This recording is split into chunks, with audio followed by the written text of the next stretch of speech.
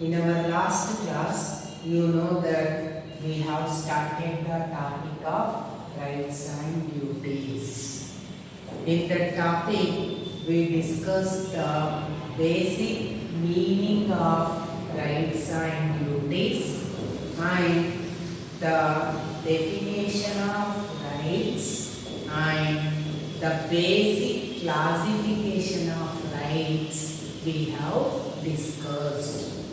In our yesterday class, I showed and I told you that rights are basically classified into three types. Number one, natural rights. Number two, moral rights. Number three, legal rights.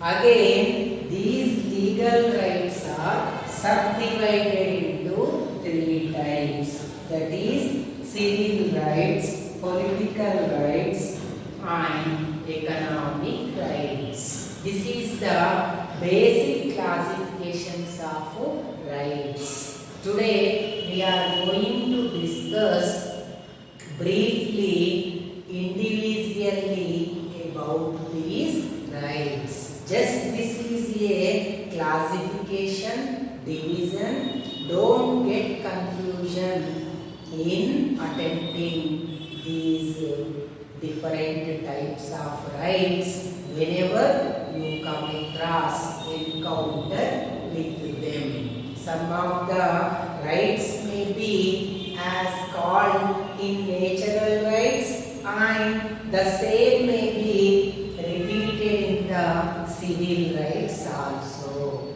But don't get confusion why are like just for knowing about the aspects of classification of rights, here we are taking this classification. So try to concentrate on these types only but not on examples. So if you take the aspect of the natural rights, what are natural rights? This is the first question. You know that natural means that is a nature. So that only the man by his birth enjoy these rights. They are not given by any organization, any institution, either not by the state also. They are given by the nature only. So that only the man who is have his birth on this earth, automatically they can enjoy these rights. These rights are enjoyed by the men before the origin of civil society. So that only they become called as the natural rights. You know that before years, during some historical incidents, there is no perfect organization like state, society were not there. But at that time, the people were born. They spent their life on this earth also.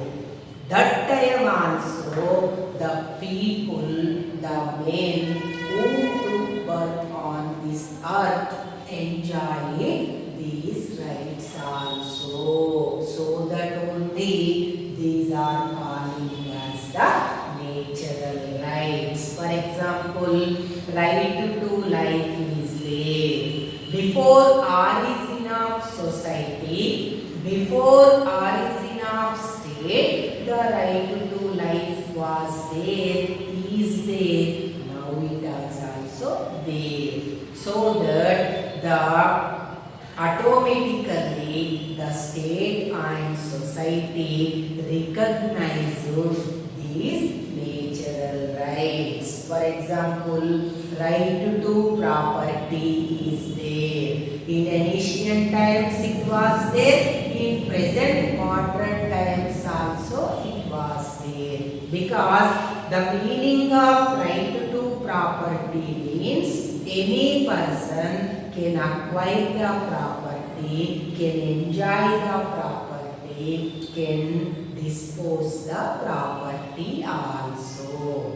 In this way, these type of natural rights are those rights which are enjoyed by men but only. There is no question of restriction. Hobbes is one of the political scientists who propounded his theories based on the aspect of the nature. This is the basic aspect of natural rights. As soon as our society and state was came into existence, they recognized and enforced these natural rights for the benefit of the individuals. This is the basic aspect or basic meaning of the natural rights. And next one, moral rights. You know the meaning of moral.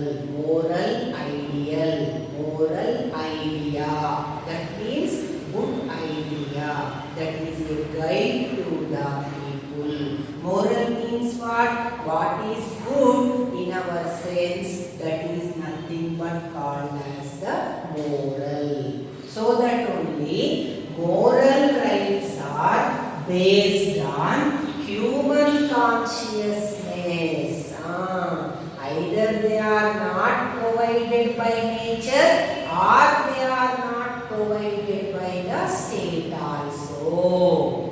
They mostly depends upon the human consciousness. As I am there, what is my consciousness? What I am to do? Whether I am doing correct, right or wrong. That moral consciousness is the basic force behind the concept of moral rights. They are supported by moral force of human mind. So, whenever we are going to climb any type of ride, first we think in our mind, and if we thought that it is correct, then only we go after that activity. Such type of force of human mind is the basic aspect in the concept of the moral rights. For example, one is having a pen. You are going to climb, demand over others' pen means that is not a moral. In this way, moral rights are basically behind work according to the moral force of human mind. In our society, our customs, our traditions, our methods of lifestyles generally design the aspects of the moral rights. If we are being from a living in a good society, our activities are always towards to the moral. So our aspects determine the concept of the moral rights. Either they are not decided by the state or not forced by the state also. They are in vogue. That means they have no correct shape. They are not in a precise manner. This is the basic aspect of the moral rights.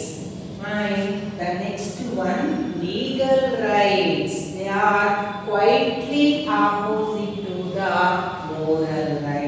What are legal rights? These are the rights accepted and enforced by the state. These are not leave up to the thought of human minds. These are particularly state is accepted and they are enforced by the state also. You know that in our country courts are there. These are the legal administrators. Those courts generally enforce these legal rights. These legal rights are against an individual and against an government also. Whenever the government is not following or it is going against to the aspects of the constitution, automatically the courts has the power to issue few of writs against the government also. So that only these legal rights are compulsory. Violation of these legal rights leads to the punishment. For example, when you riding a bike, you go on a road, whenever red light is there, if you are going to jump it, you will be fined because you should not jump the red light. In this way, these are the acts, rules and regulations prepared and enforced by the state. Every human being, every individual has to follow them. In this way, moral rights are moral based, legal rights are legal based. Moral rights are not supported by the state, whereas legal rights are supported and enforced by the state.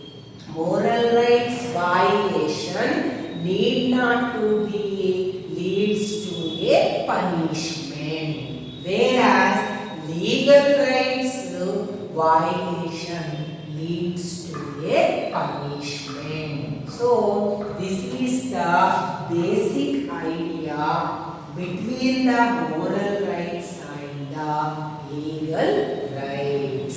And the next one, this is the basic classification. As I told you, again these legal rights are subdivided into three types. That is civil rights, political rights and economic rights. So first we try to understand the concept of civil rights. What are civil rights? Generally, civil rights are those rights which provide opportunity to lead a social life.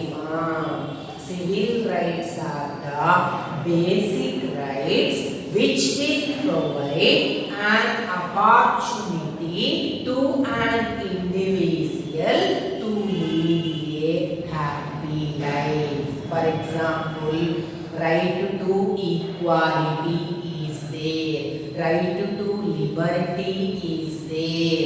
Right to equality means what? Equal opportunity, so that you are able to live your life happily, as you also be considered equal as like of other persons. Right to liberty. Liberty means freedom.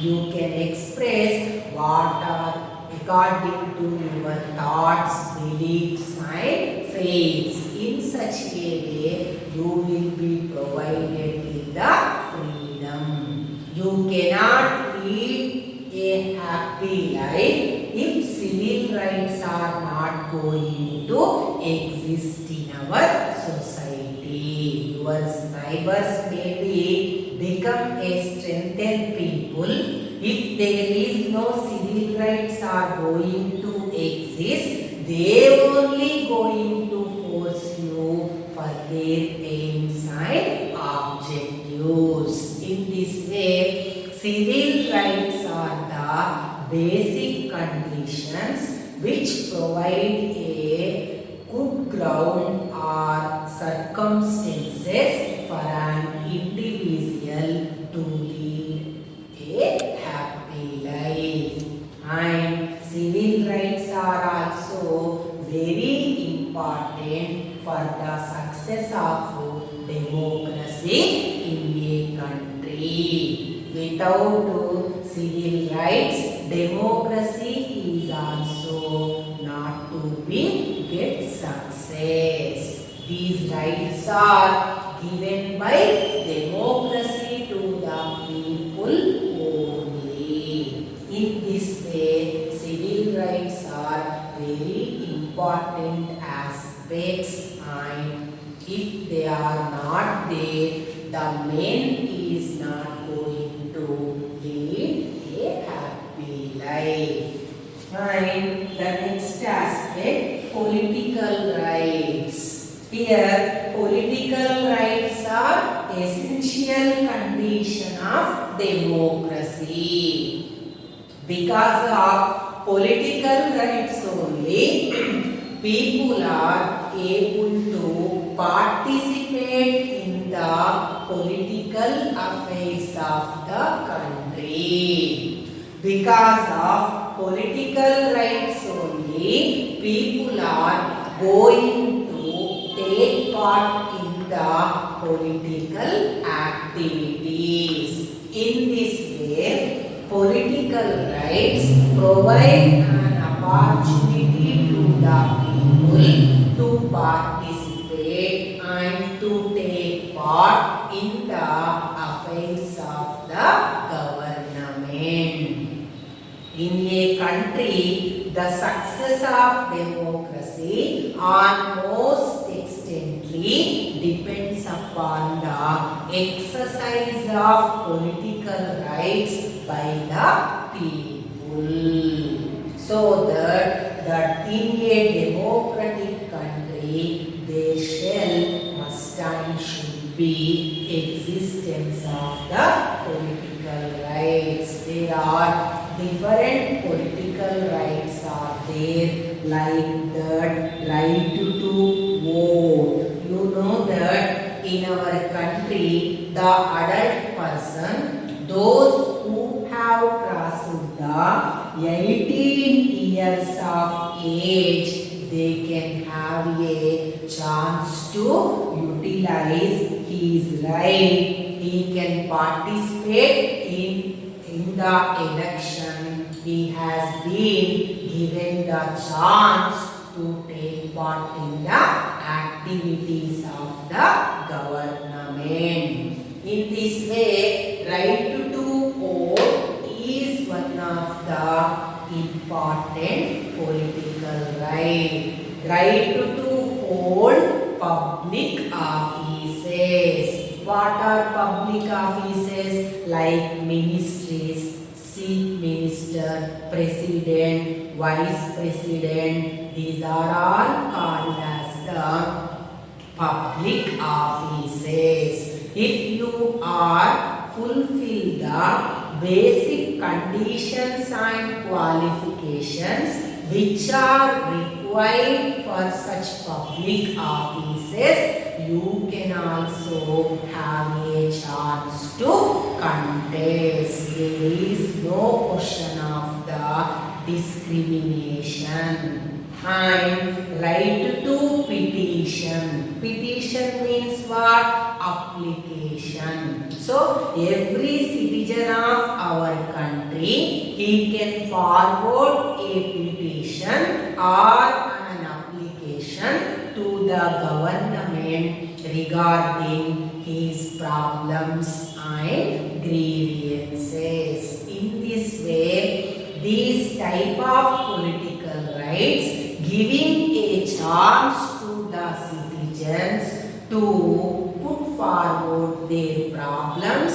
At the same time, these rights giving a chance to the government to take care of the people by looking to all these aspects. Not only that, right to contest as a candidate. It is one more kind of the political right. Every person, if he is going to possess the required eligibilities, he can contest as a candidate in elections also. If he possesses the eligibility to contest as MLA, he can contest. If he wanted to contest as MP, if he possesses the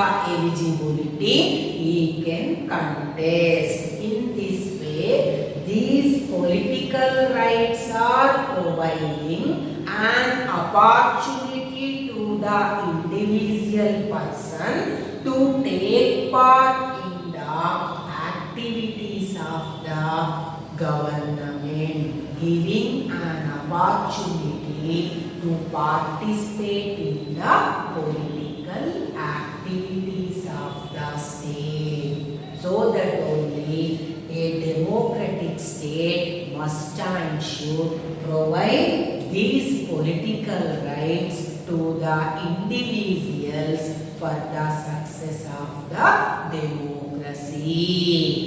And these rights, whenever going to implement them, there is no question of discrimination based on the caste, language, religion.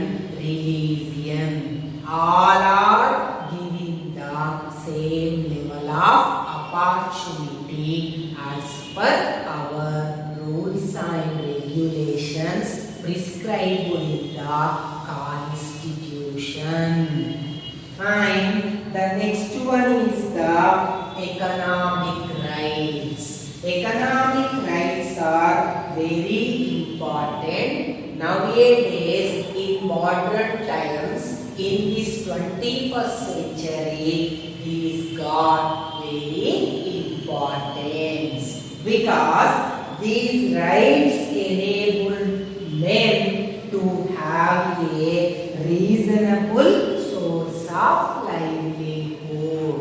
I think you understood this sentence very well. If we want to spend off our life means we want to satisfy our wants, our hunger, our clothes, our basic needs. For that purpose, we have some type of the sources for getting the income. Such type of sources are provided by the economic rights to the men. So that only what we said here, economic rights enable men to have a reasonable source of livelihood. For example, for aspect of employment, the government should provide the employment opportunities to the people. Every human being, according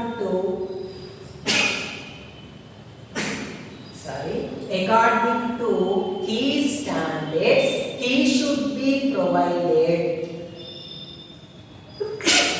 with an work opportunity. This is the basic aspect behind the concept of the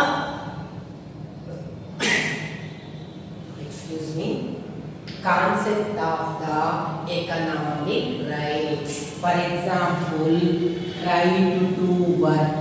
It is one of the important economic right. Every person have a right to demand the government to provide you the work also. Equal pay for equal work. It is also important aspect. How much quantity of work we done, the wage or payment should also be equal to the quantity. And leisure, how much work we done, that much leisure also we needed, so that according to the economic rights, every person has a chance to get the adequate leisure and adequate rest also. In this way, these economic rights provide an opportunity to the people to get the reasonable source for their happy life. If our basic needs are not going to be fulfilled, we may not concentrate on the political activities and social activities, so that for the success of those activities, first and foremost importance should be given to the economic rights of the people. And whenever the public is not able to get such type of sources himself because of old age, disability and unemployment, the government should provide the assistance to the people also. For example, old age pensions, handicap or disability pensions, unemployment contributions, these are the examples for the aspect of the economic rights. This is all about different rights.